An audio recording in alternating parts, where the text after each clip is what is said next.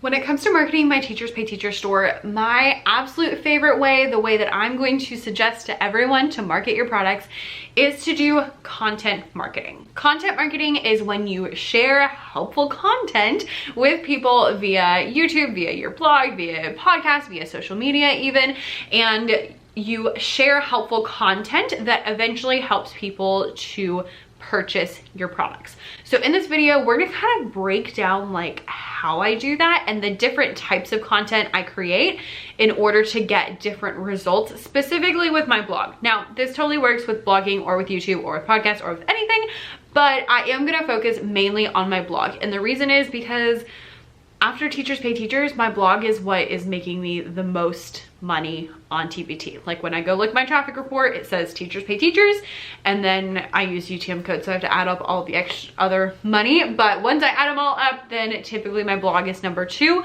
and YouTube is number 3. I wholeheartedly believe in content marketing. I think it's the best thing you can possibly ever do in your world, but alas, I won't get into all of that. Let's get into the helpful things.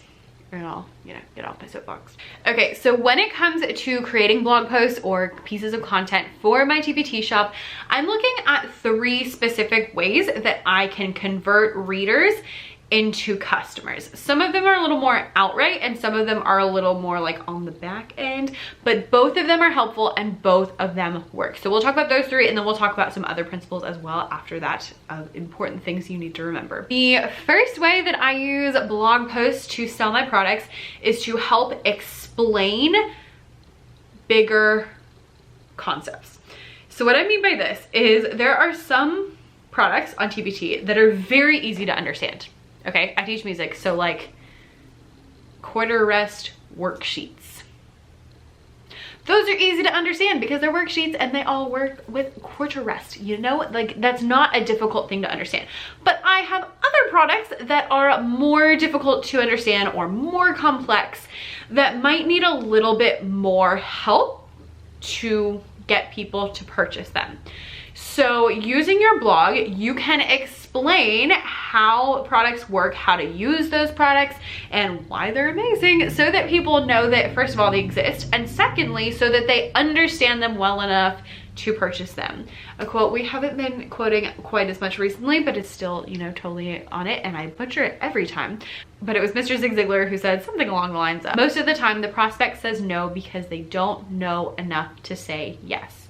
If a person comes to your products and they don't understand your products, they're not gonna buy your products. So a simple example of that for me, I teach elementary music again. So again, quarter rest worksheets, easy to understand. Flashcards, easy to understand. But I have other products that might be specific to certain songs, and because I am a crazy person, I don't typically go with like the songs that everybody does, and I like to find these like weird songs from like different places that no one's ever heard of that are so cool and make products about those, which is great. But if someone comes to my store and they're like, I've never heard this song before, ever. Oh my gosh, I found this really cute one about a grasshopper. It's in Japanese. Oh, my little kids are loving it.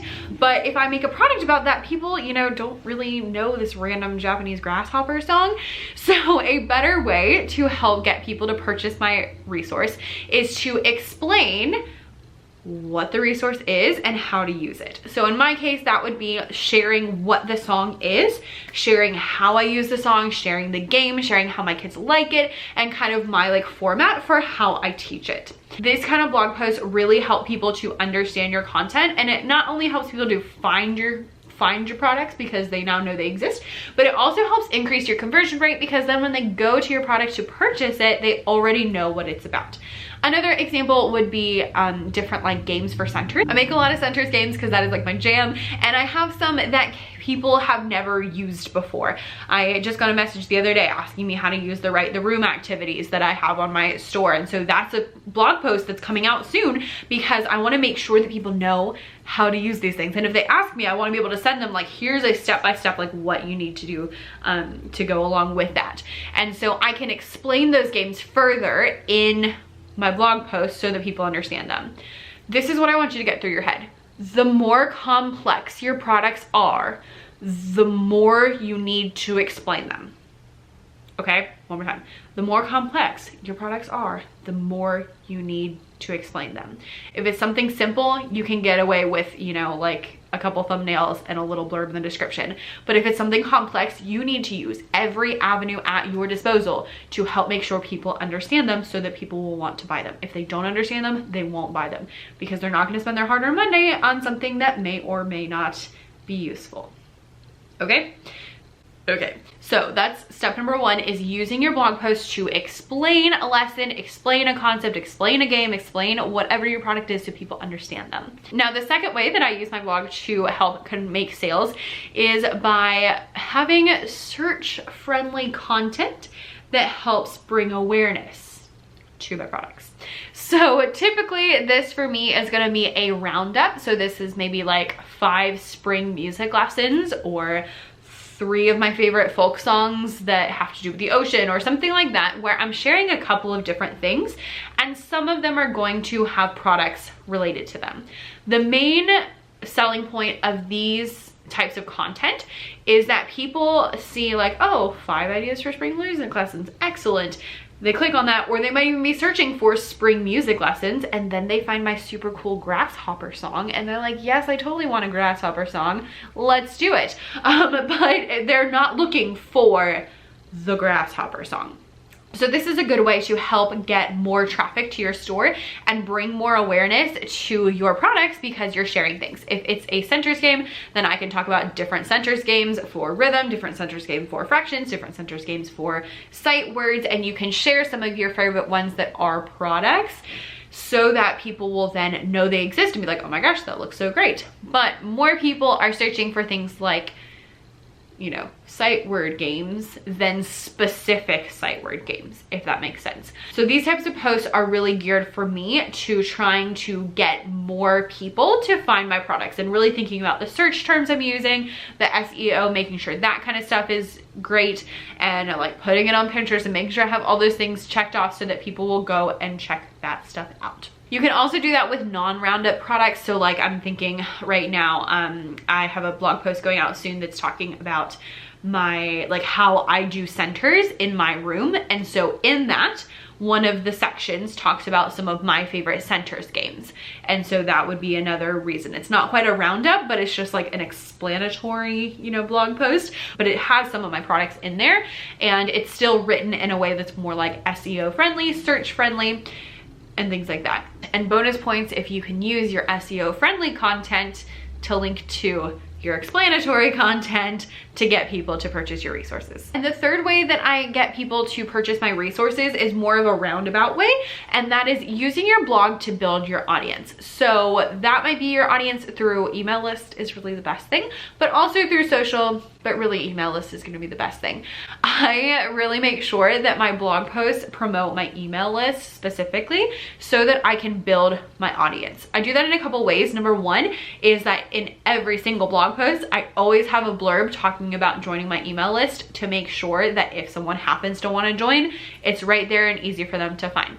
Number two, I have a lot of blog posts that are specifically made in order to get people onto my email list. So for example, I have one lead magnet that is like a little mini course for new music teachers. So I have quite a few blog posts that are geared towards new music teachers, like tips for new music teachers, or like how to deal with classroom management, what to do on your first day teaching, things they didn't teach me. Oh, that would be good. Things they didn't teach me in college. That would be a good one. I need to write that down somewhere. Any of those kind of things are going to be really helpful for new music teachers. And so those blog posts are really geared towards getting people on my email list.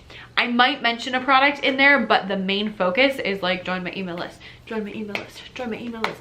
I also have a freebie that's all about centers. So I've been writing so many centers blog posts talking about my centers freebie so that people will join my email list to get this freebie so that we can talk more about centers.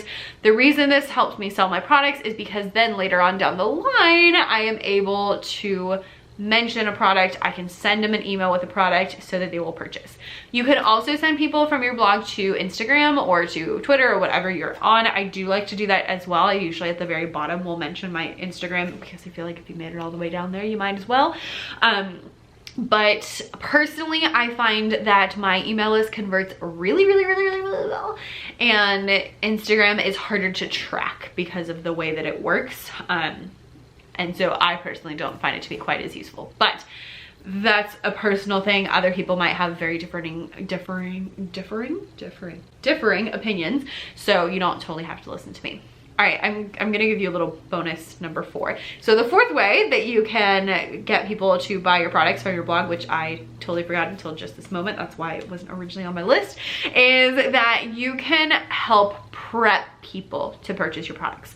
So this is typically focusing more on like bigger product lines, but what I mean by this is that you can like get people ready for your product, especially if you're launching like a bigger product line. If you're gonna do like a sight words bundle, then you can have blog posts kind of prepping people for that sight word bundle. Bonus points if you're getting them on your email list too. But what I mean by that is you might talk about like why sight words are helpful, how to teach sight words, what you should do with the first set of sight words, like what do you do if kids are not learning their sight words, what are like remediation tactics, what are fun ways to do sight words. All of those things are gonna get people thinking about sight words, putting some effort into sight words, and they're gonna be ready when you bring up your sight words bundle later on. So this is especially helpful if you do have some kind of freebie that is related to those sight words, so you can get people on your email list and then, you know, send them all these blog posts and then send them to the product. But this is kind of like a more advanced move that you can do. But if you are planning ahead, this is a really great way to make sure that your product sells a lot, like right off the bat, right when you post it. You can also do this with something that has already been posted and just like not mention it till the end. But the idea being that you're kind of warming people up to the idea of purchasing this product by talking about it, starting the conversation early, so that when you're like, hey, I have this super cool new bundle, it doesn't feel like it's coming totally out of left field. It feels like a natural extension of what you've already been discussing. And along the way, they get a lot of really helpful tips about whatever it is that you're working on, which is my favorite thing about vlogging, is that I can give helpful free tips to people. They can get, you know, helpful content, and I can promote my store. So it's not just like an ad where I'm promoting my store, but it's, even if they don't buy my thing, they still get helpful content. And that's gonna be the #1 thing with any of these types of blog posts that you're writing, with any of these YouTube videos, like whatever you're doing, is to make sure you are sharing and helping and serving first. Even though, yes, we want people to buy our products, the main thing is that we want to help people. And if you help people first, then the sales will come. So make sure that even if you are explaining a product, even if you're explaining how you do a certain lesson or how you use a game that's one of your games, always come at it from a point of this will help you, and not from a like, here, buy my product, buy my product. Yes, ask them to buy the product, but you know, once or twice, not 80,000 times. Make sure you always come at it from a place of helpfulness, a place of serving, a place of sharing, because people can sense that and they will know that you are trying to be helpful or you're trying to not be helpful. So I hope that this was a helpful video for you. If you are wanting to start your blog, I have like a free blogging email sequence. If you sign up down below, I'll send you a couple of emails over, I think it's a week, where I give you like actionable steps of how to start your blog throughout the week. And I will also link our whole blogging playlist because I love blogging. So there's that. All of these tips will also help with YouTube as well. So if you are wanting to do YouTube or podcasts, you can totally use the same strategies over there as well. If you have any questions about this concept or any other blogging concepts, content marketing concepts, let me know down below in the comments, or you can send me a DM over on Instagram. It's at becca.e.davis, and I look forward to seeing you. So thanks so much for watching. I'll see you next time. Bye.